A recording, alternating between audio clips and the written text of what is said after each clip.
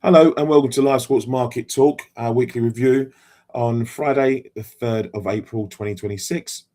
A Good Friday for many. Every week, myself and guests break down the key stories of the week gone and look at the implications for the markets.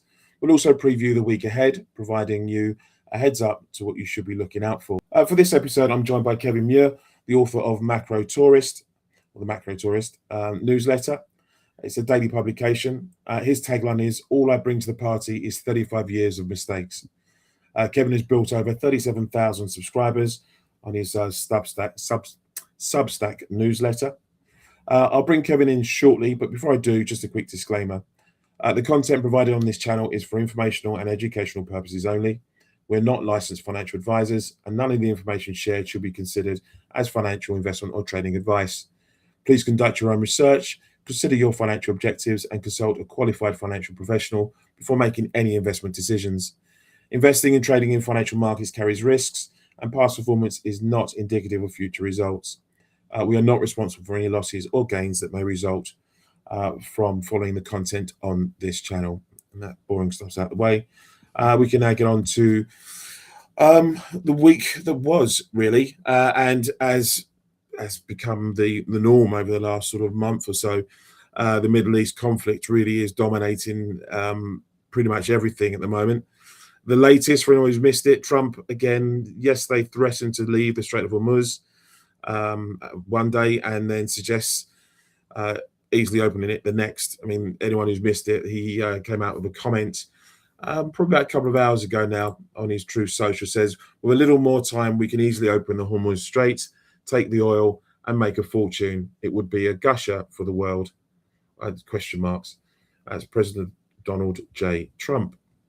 We also had non-farm payroll numbers out today, curiously, when most of the markets market participants aren't around. But when we'll come to that in a minute. But on the Middle East and the latest there, Kevin, obviously you've been across all this. From a trading perspective and from your perspective, what do you make of where we're at the moment and how the markets are receiving these almost daily headlines from the president, as well as what we're seeing in the conflict itself? Well, first of all, it's great to be with you, Harry. I'm looking forward to this. It's a real In pleasure. terms of the president, holy smokes, is it tough to pay attention to every tweet and every change of opinion and the fact that he's all over the map. I actually think you have to almost ignore him. And I know that's probably not something people want to hear because the markets seem to be reacting. But if you look at the longer term kind of trajectory of the markets and what they're doing in terms of responding to each tweet, you'll see that they're actually becoming more and more cynical. And his original tweets that, if he used to suggest that they would be able to open the Strait of Hormuz, the oil market would sell off $5, $10, $20. Now, all of a sudden, he says that oil market dips $3 and then just keeps rallying. So we're at this stage now where the reality of the situation is much more important than what he's saying. And I think that that's kind of the big message that you should take. And in terms of where we're headed, it is difficult because there is a lot of optimism built into the markets. And I guess I shouldn't say markets because it depends on what part of the market you're speaking about. Some markets are more worried about this war and others are more complacent about the war. And I would say that, for example, the stock market, there always seem to be dreamers and people always, the stock market seems to be filled with people who see the world as half full. They're just buying every single dip. And if you talk to stock traders, they're fully expecting the situation to kind of resolve itself peacefully. And, a month from now, we're not going to be talking about this and we'll be on to the next thing. Then again, if you go talk to a crude oil trader, they're tearing out their hair and saying, like, I can't believe that the stock market and that the financial markets are so complacent about it. So it really does depend on which market you're trading and what's built in. And it is a very, very dicey situation. And one of the other problems is that we could talk about this and then all of a sudden everything will change tomorrow. Yeah. Well, I think complacent is a word I've heard used by a number of my guests over the past weeks regarding some of the market moves that we've seen. And the underestimation of how long this potentially goes on for. And on the oil front, I totally agree. I mean, but then there's a level of fatigue, I think, with Trump comments and sometimes the Iranian comments, because they're coming from so many different places. You know, you don't know who within the Iranian establishment is now the real person in charge. I think on purposefully, that's the case. And like you say, with Trump, it changes from one day to the next. And even sometimes with his union address, or sort of address to the people, he says contradictory things within the same paragraph, even. So within the same sentence sometimes, Harry. Yeah, I didn't want to be that exact, but he's almost like that as well. It's astounding. So in terms of how do we, you know, and like you said, sometimes depending on the market, we're ignoring a lot of what's said. Do you have to take a more medium-term view of this then, rather than be reactionary for short-term traders? I know for intraday traders, it's all about the opportunity and getting in and out. But as an investor, do you have to take a mid-term view on this thing and take a step back, maybe? Yeah, for sure. And first of all, in terms of the short-term traders, one of the things that I've been counseling is that volatility has gone way up. Make sure you trade smaller. And I keep saying that, and I just keep reinforcing that. The moves, like you'll go look and you'll say, oh, you know, the oil's in an uptrend. The front month rallied, you know, all day today. And then you go realize that they're rallied 11, 12 bucks. That used to be an entire year's move, and it just happened in a day. So one of the things that you need to be aware of is short-term traders trade smaller. In terms of longer-term investors, or medium to longer term, I think you really need to step back and think about, is this changing the macro picture and how is it evolving? And I am of the opinion that although, you know, we could sit here and be frustrated that the market is not is complacent, I think therein lies an opportunity. And if you think back to the situation where we had in COVID in February, I was writing about the fact that there was this virus going around, and it was actually a big deal, and that you should pay attention, and that this was something to worry about. And the market was shockingly complacent. Nobody cared. It just seemed to be something that they shrugged off. And one of my subscribers was reminding me the other day that I've written about this, the fact that if you go look at 2007, I think it was, we had this situation where Jim Cramer came out and made this epic rant on CNBC where he started talking about the Federal Reserve knows nothing, and how the real estate problem was way worse than they expected, or the forecast. And it was just this, you know, 5-minute diatribe. And in my mind, but in my mind, that was always like at the point where it was very obvious and it was on the way down. Like he did that near the end of the move, not near the beginning. And then you go look at where it is in the chart and you realize that after that diatribe, the market, you know, fell like 2 or 3%. It was a 10% correction. And then guess what happened? The stock market rallied up to new highs. So the point being that even Cramer knew that there was all these problems and the stock market ignored it. So there are times when there's just some big, huge macro change that's there, and it's almost too large for the market to even contemplate it. And it doesn't get fully priced in correctly, or even priced in at all. And I suggest that we might be at one of those times. Yeah, look for the opportunity. Good. When I've talked to a number of portfolio managers, and their first quarter has been an absolute mess. You know, they were doing really well up until the end of February, and the last month, the volatility and everything, like you say, has just really just whacked them really hard. But as I say, you've got 3 quarters left to make the money back. Right. You know? Actually, could we talk about that? Because I would love to. Okay. So what we had there in terms of the first 2 months of the year was what I called the immaculate rotation. And so if you kind of step back and think about the stock market over the last, let's just call it since COVID, we had this situation where the US was leading, AI was leading, growth stocks were leading, value was sold, the rest of the world was sold. It was just a nightmare. And not only that, the US stock market was getting more and more concentrated, meaning that the amount of market capitalization that the stock indexes were focused on those top 10 names, the Mag 7 plus a few other names. So it was just becoming more and more concentrated. And into that environment, it was very difficult for portfolio managers to outperform. And the reason is all of a sudden, if the top 10 stocks are 40% of the index, and those are the ones that are rising, you actually need to be overweight something that is already fiduciarily irresponsible to have that much of your portfolio in just those single names that happen to be in the same industry. So it was just kind of a nightmare for folks that were trying to manage money.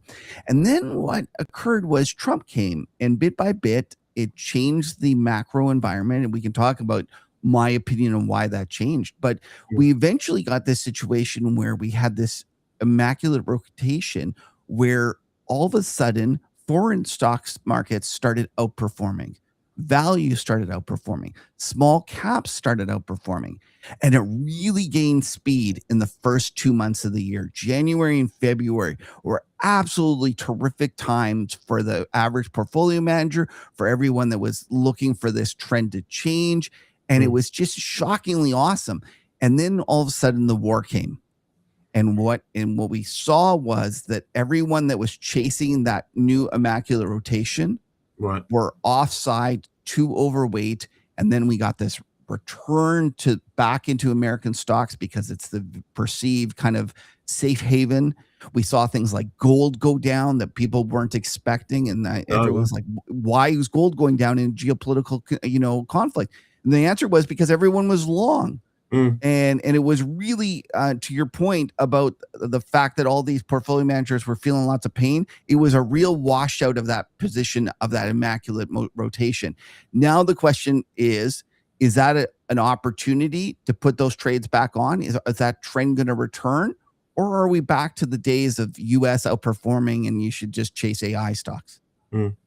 Well, again, there's probably a bit of scarring amongst those PMs there in terms of wanting to get straight back into it, but it's kind of their job, so I guess they've got to weigh up the pros and cons at the moment. But it's a very interesting point. I'm glad we sort of went into it a bit more. I want to move on now to employment, US employment particularly.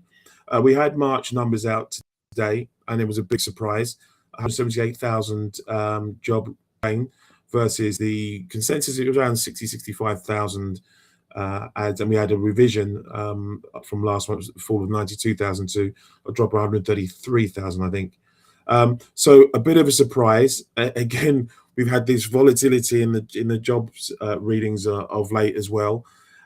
We saw it was 113 higher than obviously the consensus.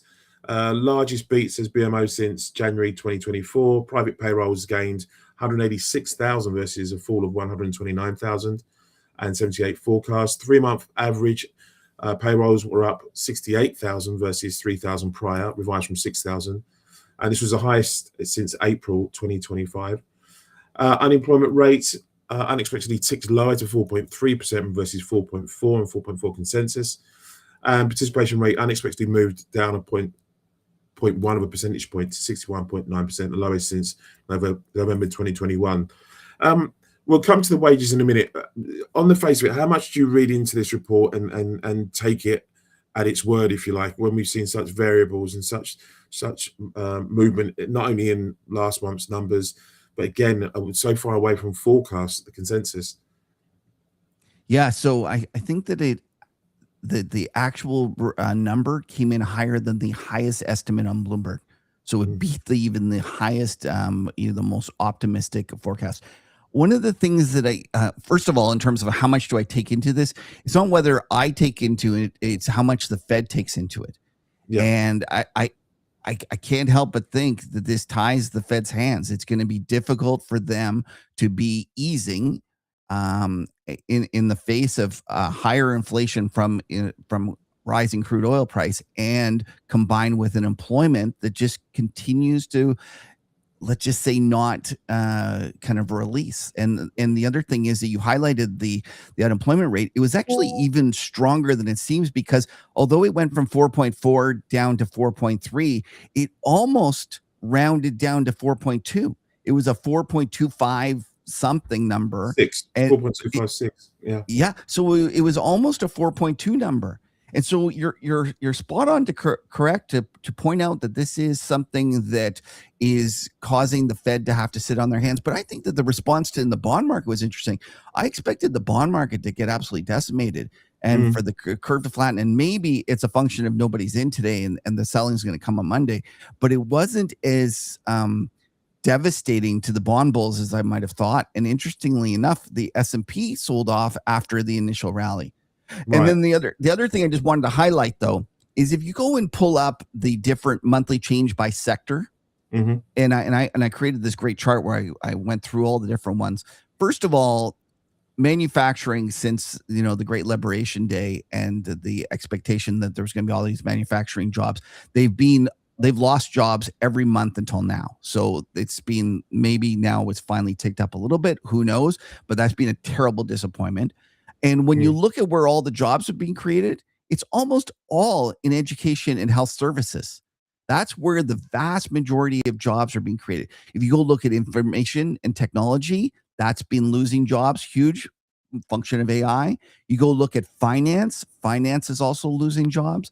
So one of the things that you might look at is say, sure, the employment report is strong, but where are the jobs getting created? They're increasingly getting created in an environment in jobs that are just taking care of older people.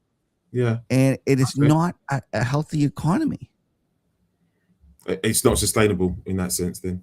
Yeah, well, it's not something, it might be those jobs are needed as the situation changes. And I'm not trying to say that there's anything wrong with those jobs. I'm just saying in terms of the cyclical parts of the economy that should be doing well in an environment with positive, robust economic growth, you're not seeing a real uptick. And that's the thing that's scary. And again, it ends up being also compounded with the fact that there's this idea that the Americans are in essence deporting a whole bunch of people. So a lot of folks focus on this thing called the break-even rate. And the break-even rate in terms of employment is how many jobs you need to create to keep the economy growing. And if you get a situation where we get them actually getting rid of people, then you don't need as many jobs created because there's not as many people coming into the economy. Yeah. And so I just look at this and say, sure, this is on its face a strong report, and I don't view this as a positive for the financial markets, because I think that this strong report is actually kind of weak, and it ties the Fed's hands in terms of responding to what I think is going to be a weakening economy in the months and quarters to come. That's a great take. What I would notice though, and I said we come on to it, average hourly earnings, they were up 0.2% on the month compared to 0.4%. So a slowing from 0.4 in February and 0.3 that was estimated under hit on that front. The year over year then therefore slipped to 3.5%. So again, you got this dichotomy with the wages versus, and it plays into what you're saying about it's not really as strong. The labour market is not really as strong as everyone's, as this number seems to suggest, really. But you got dichotomy now with energy costs moving north, with wage costs appearing at the moment just to soften a touch, and it leaves, like you say, the Fed in this awkward position where there's no real urgency, which is going to be something that Trump and the incoming Fed chair Walsh are going to have to deal with, I guess, and live with in the short term. So it's very interesting. By the way, can you imagine when Walsh comes and he ends up being the only time a Fed chair dissents against the majority? And I think that that's something you should take into account that might actually occur. Yes, a very good point indeed. Very good point. And obviously, we've heard from the current Fed chair that he's not leaving until he's absolutely, until we do get Walsh appointed. And even then, there is still doubts of whether he may well see out his term as a board member as well, which is I think, he's not leaving, I think, until that lawsuit gets settled. Yeah, I think it's just a way for him to ensure that he's not leaving with this huge big mess. So he's viewing that as kind of the final part of his job, and he's not going to leave until it gets fixed. It's going to be fascinating to see how the dynamics play out with that. Yeah.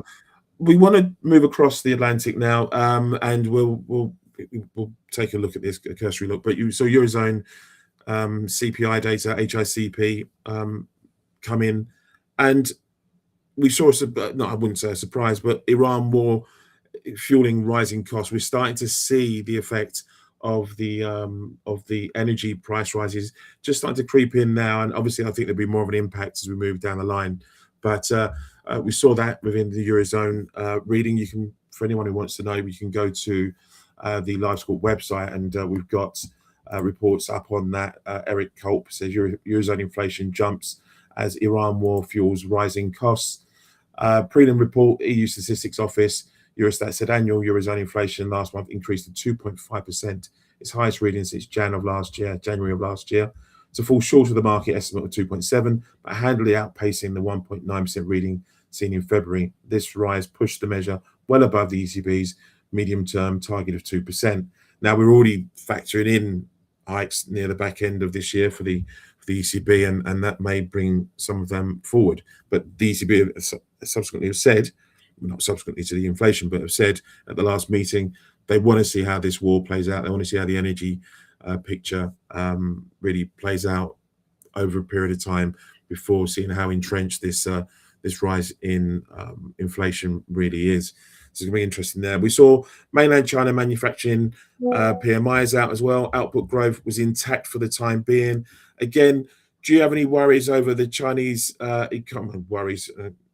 over the Chinese economy and just the global growth in general because of this war? So I have lots of worries about global growth in general. I would actually say that China would be one of the ones that I was least worried about. I know everyone is always concerned about China, and there's all this talk about how it's uninvestable, yada, yada, yada. And I look at them and I say that they're actually navigating a lot of this stuff way more. They're, yes, they're the huge importer of oil, but they're also a huge user of electricity. And they've properly, developed a grid that's actually able to do this. And so when I'm thinking about this situation and about countries that I want to sell because of the war, China is definitely not one of them. And not only that, depending on how the geopolitical events unfold, we could see a situation where much more geopolitical power actually gets transferred to China if the U.S. does not play this hand correctly. Interesting. I want to stay in Asia. We saw Japan Q1 Tankan Index surprisingly upbeat, really, considering everything that we've got going on elsewhere around the globe as well. And I think the markets are still pricing in hikes for this year. Well, they're definitely pricing in hikes for this year for the Bank of Japan. It's a tough one here. Well, we know Japan are going to the Bank of Japan are going to hike. Do you see anything that puts them off track at all? No, I don't. And I actually take a much bigger and longer term view when I look at Japan. And I know a lot of folks are actually actively selling Japan because they are one of the biggest importers of oil. And I completely understand that take. To me, that's already in the price of the securities. And when I think about Japan over the long run, it is my favorite stock market long. It's unfortunately one of my favorite currency longs, and I'd be completely and utterly wrong. I've added another mistake I've made there, Harry, with the... I'm so glad someone's actually honest enough to sort of say, I make mistakes. No one's perfect. But the fact that you come out, it just, honestly, it gives you more credibility. Well, thank you. But you know what? I was very bearish on the US dollar a year ago, and I got my call right about the US dollar. And then unfortunately focused on the yen way too much. And it ended up being the weakest currency. The only currency that was weaker than the US dollar was the yen. So to me, it's all just setting up. Like when I think about the yen, like you go visit the place, and I took my family, and this was a couple of years ago, it was cheap. And that was with the yen at 145 or 140 or something. And here we are closer to 160. I just can't imagine that this is going to be something that is going to be accepted by the rest of the world. And in essence, by leaving their currency so low, Japan is in essence stealing growth from the rest of the world. Like if we stop and think about what Trump's trying to accomplish, he's trying to get manufacturing coming back to the US. How could you possibly compete against a yen at 160. And I just look at this and say that in terms of the Japanese government, they're playing this terrifically. And if you think about their stock market and their growth, they don't want the yen to go up too quickly. Now, I understand it's probably gone too far now, and it's too cheap, and that in essence they're getting a little too much inflation. And from my next question, right, like from a perspective of on their side of the domestic politics, it's probably no longer playing well, and it is kind of this difficult part. And what I think is funny is all the folks that tell me, oh, the Japanese yen, it's doomed to keep going down, there's so much debt to GDP, yada yada yada. They give me all the kind of negatives, and I'm like, if you stopped and thought about who actually has the savings, like who is the biggest saver?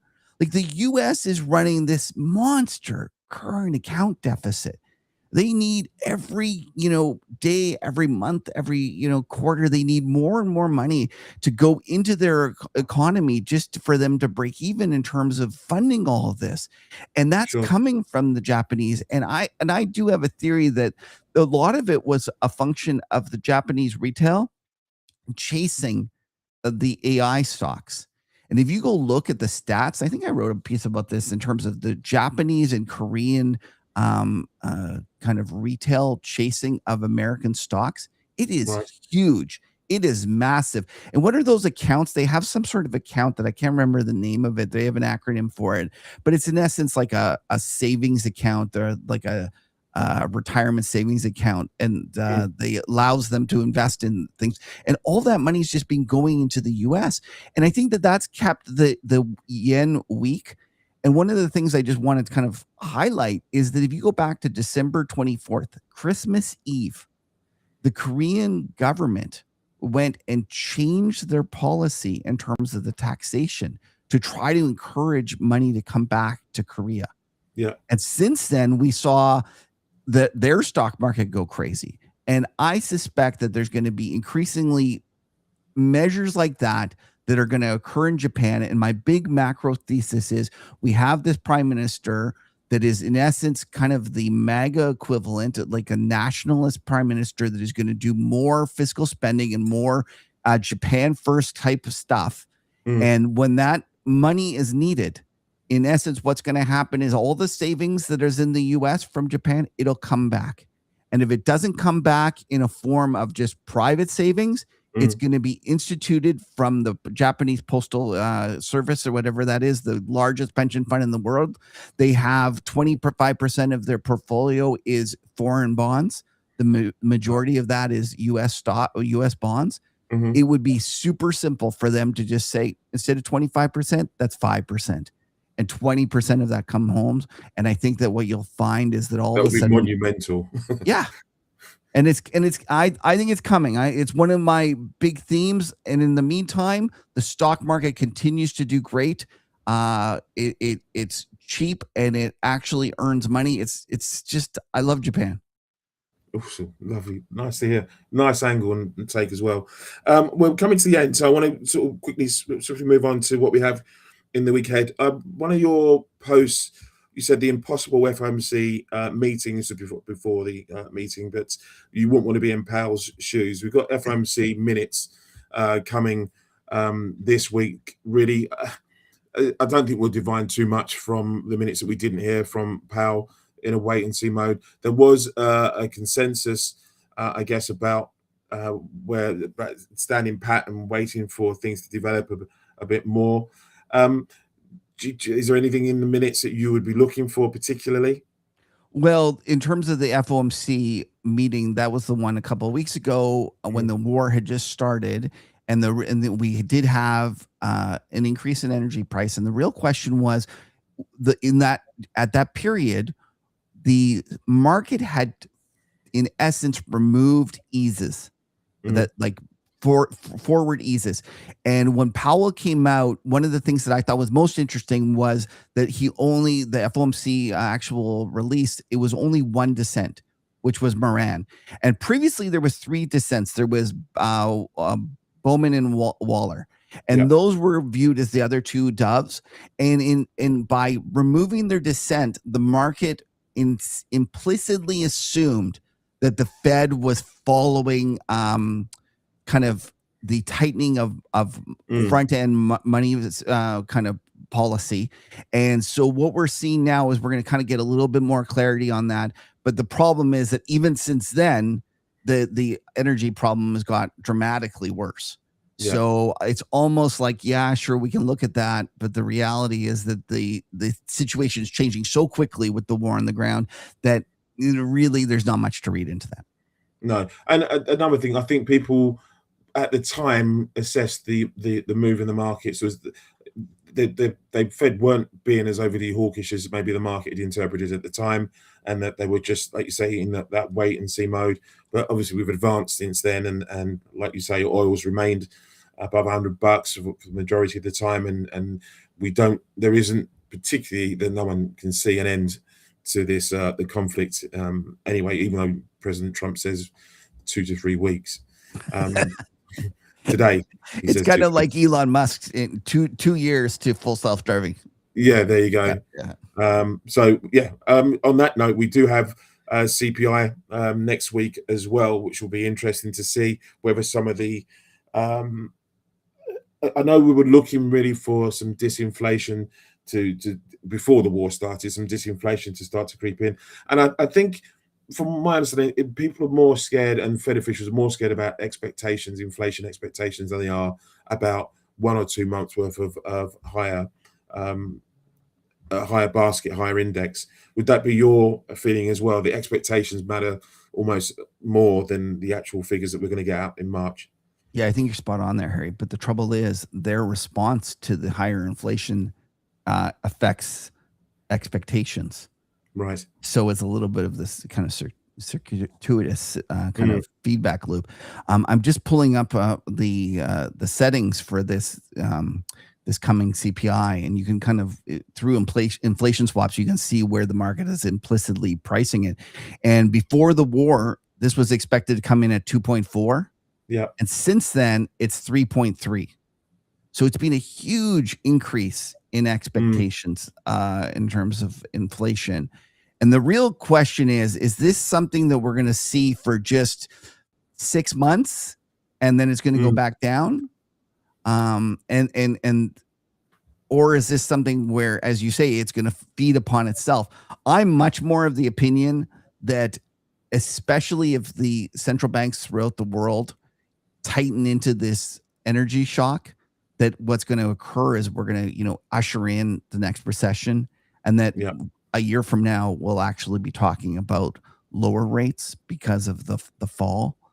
And I just kind of go back, and if you go look at history and you look at all the recessions, you'll see that as this fellow Robert McNally that I recently saw interviewed, he says if a rising energy price is almost always at the scene of the crime of the kind of top in the economy and the ushering in of a recession.